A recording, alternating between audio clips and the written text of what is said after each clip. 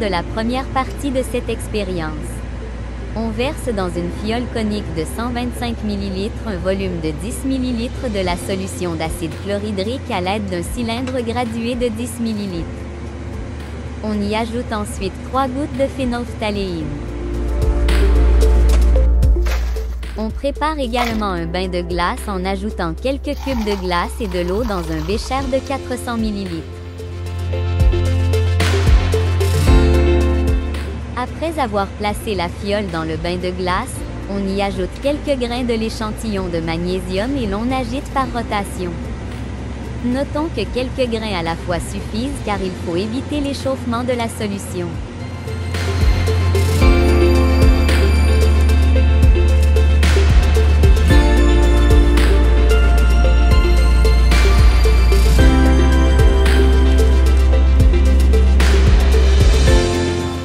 Quand l'effervescence a considérablement diminué, on verse tout le reste de l'échantillon dans la fiole et l'on agite à nouveau par rotation. Lorsque la réaction a grandement ralenti, on sort la fiole du bain de glace et on l'agite occasionnellement tout en préparant le montage à filtration sous vide de la prochaine étape. Dès qu'une coloration rose apparaît et persiste plus de 15 secondes, la réaction est terminée et il faut passer immédiatement à l'étape suivante.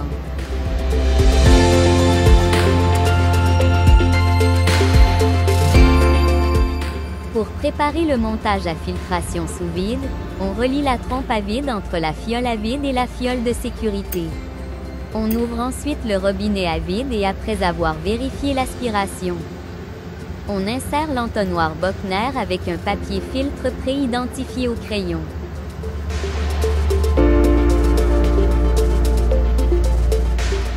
Une fois le papier filtre imbibé d'eau distillée, on y verse immédiatement tout le contenu de la fiole. De petites quantités d'eau peuvent alors être ajoutées afin de transférer tout le magnésium.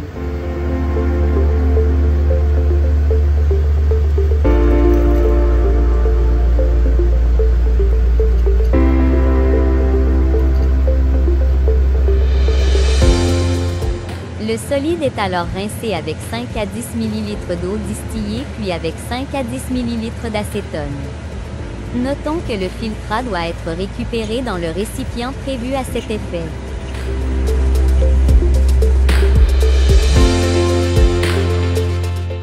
Pour récupérer le solide, on ferme le robinet d'aspiration tout en retenant l'entonnoir Bochner et l'on renverse son contenu dans un verre de montre.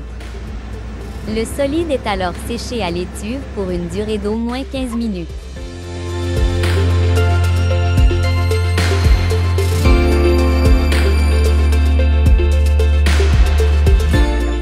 À l'aide de pinces et en se protégeant les mains de papier, on récupère alors le verre de montre de l'étuve puis on le laisse refroidir pendant au moins 10 minutes. On pèse alors à la balance à plateau le verre de montre contenant le papier filtre et le magnésium. Enfin, après avoir retiré le magnésium, l'expérience se termine en pesant à nouveau le verre de montre et le papier filtre.